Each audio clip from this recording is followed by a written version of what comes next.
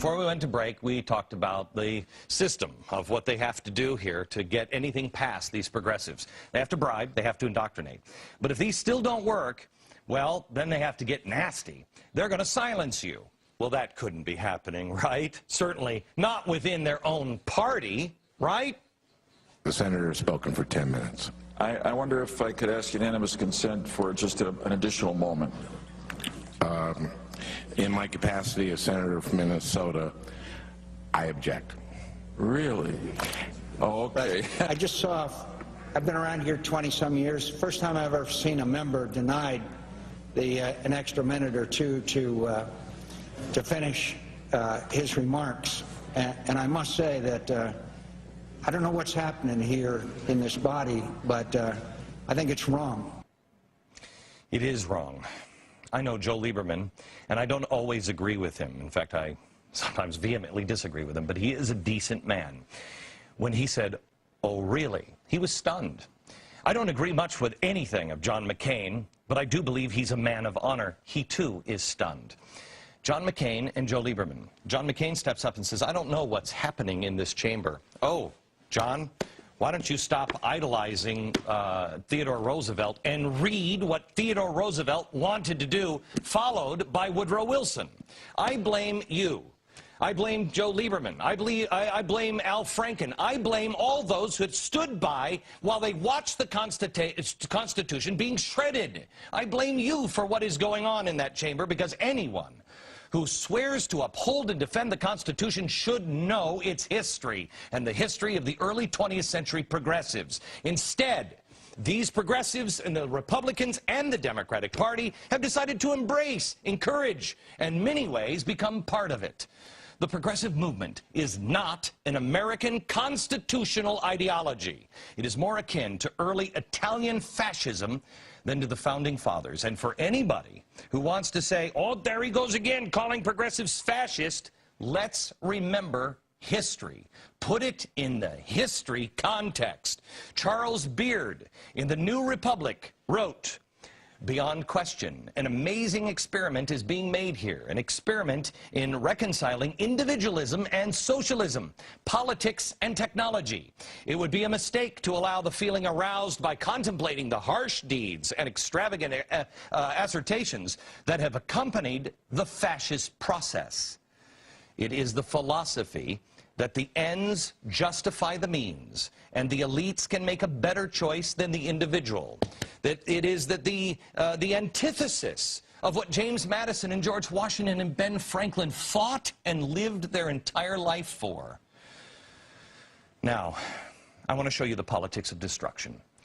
But first, remember, this is what Barack Obama said, that he was against, you know, the old style of politics. He hated it, and he was going to change all of that. That is the politics of the past. We are offering the politics of the future. We are tired of the politics of fear. We are going to offer the politics of hope. That is the politics of the past, and we are looking at the politics of the future. The American people were ready for something new. They were tired of a politics that was all about tearing each other down. They wanted a politics that was about lifting the country up. People wanted to see a politics that wasn't about tearing each other down, but was about lifting the country up. Okay, that sounds great, doesn't it? A lot of talk about hope and change and lifting people up, not tearing them down. It sounded so great during the election, but I ask, do you feel like the government is lifting you up and giving you a lot of straight talk now? If you disagree with this administration or this Congress, welcome to the politics of destruction. You toe the party line, or you will be attacked. When in December, Senator Lieberman was against the health care bill, the left got so worked up that the WashingtonPost.com blogger Ezra Klein wrote, quote, "Lieberman seems primarily motivated by torturing liberals. That is to say, he seems willing to cause the deaths of hundreds of thousands of people in order just to settle an old electoral score." Wow. I have said I have a major critic of Senator Lieberman. But let's take a look at that for a second. They say Lieberman was okay with the deaths of hundreds of thousands of people for political games? I am sure glad that we have in the past the politics of fear and division, and we are helping people up instead of tearing people down. If a politician keeps going on because they have a spine, I showed you how they would get their critics to attack the politician's family. These people are so desperate to pass their reform that liberal groups went after Hadassah Lieberman. She's a global ambassador for the Susan G. Komen Foundation for Breast Cancer Research. They demanded that her salary not be paid or that she be fired outright. Oh my gosh.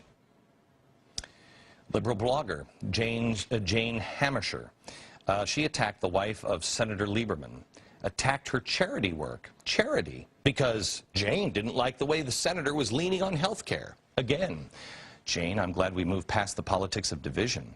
By the way, just a reminder, we also told you on that program that Jane Hamisher used to date that guy, chief of SCIU, Andy Stern. Why am I not surprised? Liberal blogger, what a great job. As far as we know, she's still blogging liberally. But what if you're a group like the Tea Party movement, 912? You went to the Tea Party movement, or you went to a summer town hall meeting. Well, you're a hate monger, you're a racist, or you're just uneducated, a redneck that doesn't understand, or you're just being led right along to slaughter by Fox News. Obama bashers. I have to say that this is not entirely representative of everybody in America. This was organized by 3 different conservative groups. I think you get the general tenor of this. It's anti-government, anti-CNN, since this is highly promoted by the right-wing conservative network Fox. Let's be very honest about what this is about. It's not about bashing Democrats. It's not about taxes. They have no idea what the Boston Tea Party was about. That's right. They don't know their history at all. This is about hating a black man in the White House. This is racism straight up. That is nothing but a bunch of tea-bagging rednecks. This initiative is funded by the high end. We call it AstroTurf. It's not really a grassroots movement. It's AstroTurf by some of the wealthiest people of America. That's unbelievable. I mean, I love Janine Garofalo, where they're so stupid. They don't even know their history. But if they can't destroy you, well, then what did they do to the Tea Party movement? They just erase you. Do you remember when the person of the year was named, Ben Bernanke? Something or somebody was missing. Watch this. Gee, I mean, I can't think of anybody else that might have affected this country at all in the last year, Time Magazine. Can't think of any, I don't know, any protesters or anything. I can't think of a single, I mean, there hasn't been any disagreements with this president at all, you know? I'm just thinking, who could it be? Who are they missing, you know? I mean, the progressives are jamming bills right down our throats, and, you know, America's just taking it. There's no questions asked, right? There's nobody standing in the streets. Hey, wait a minute, isn't there that Tea Party thing that's going on? You know, 9/12 movement. Tea Party movement. It wasn't even in the year in pictures. How do you do the year in pictures without the pictures of the people standing in the mall or standing there at the town hall meetings? Oh, the progressives may have forgotten you Tea Party goers, but we have not.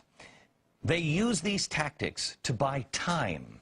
But what are they buying time for? For what?